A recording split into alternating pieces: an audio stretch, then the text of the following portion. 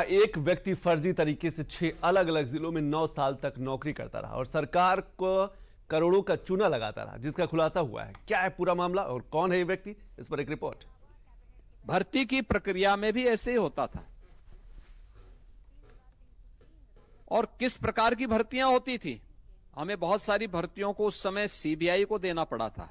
इस समय आप देख रहे होंगे एक व्यक्ति 8 जगह में नाम लिखा करके पैसा लिए जा रहा था।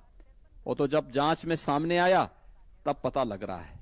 सीएम योगी का इशारा समाजवादी सरकार के दौरान हुए उस भर्ती घोटाले का है, जिसके खुलासे ने तत्कालीन सपा सरकार के मंसूबों पर सवालिया निशान लगा दिए हैं। दरअसल यूपी में एक ही नाम का एक ही शख्स साल 2016 से एक्सरे टेक्नीशियन के पद पर 6 जिलों में सरकारी नौकरी कर रहा था। इस बीच उसने करोड़ों रुपए सैलरी के तौर पर कमाए, सरकारी सुविधाओं का लाभ भी उठाया। मामला अखिलेश यादव की सरकार के समय का है और अब सीएम योगी के निर्देश पर पूरे मामले में एफआईआर दर्ज हुई है। पूरा मामला समझ लीजिए।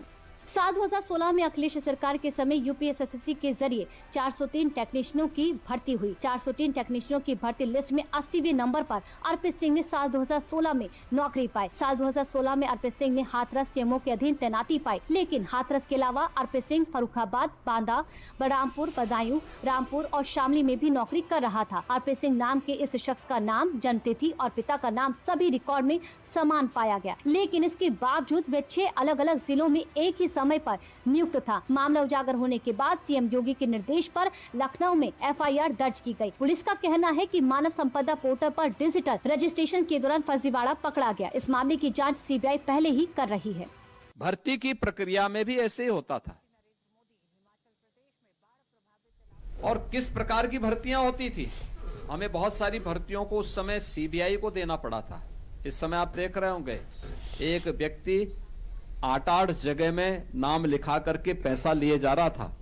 वो तो जब जांच में सामने आया तब पता लग रहा है। ये कौन लोग हैं? ये वही लोग हैं जो एक परिवार के लोग पैसा लेकर के और ये भर्ती करते थे और उत्तर प्रदेश की जनता को इस प्रकार के लूटते थे।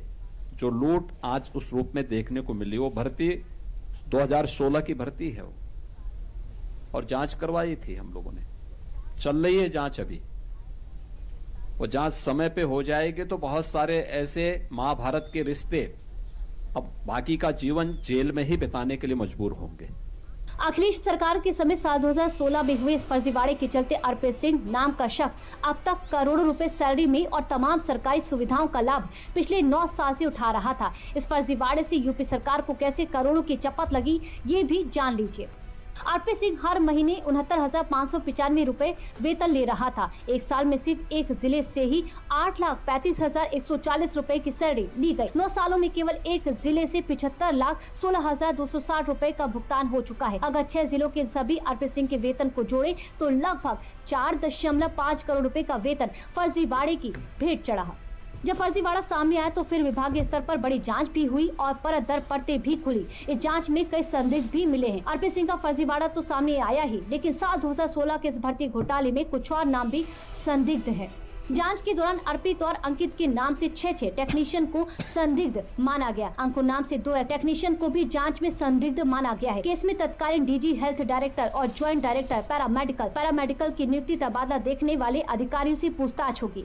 यूपी में सरकारी नौकरी के इस घोटाले ने सनसनी फैला दी है। इस मामले की जांच पहले से ही सीबीआई कर रही थी, लेकिन अब लखनऊ पुलिस में एफआईआर दर्ज होने के बाद मामले की जांच और तेज हो गई है। लेकिन ये घोटाला सपा सरकार के दौरान सरकारी भर्ती तंत्र और सत्यापन प्रक्रिया की गंभीर खामियों को उजागर करता है।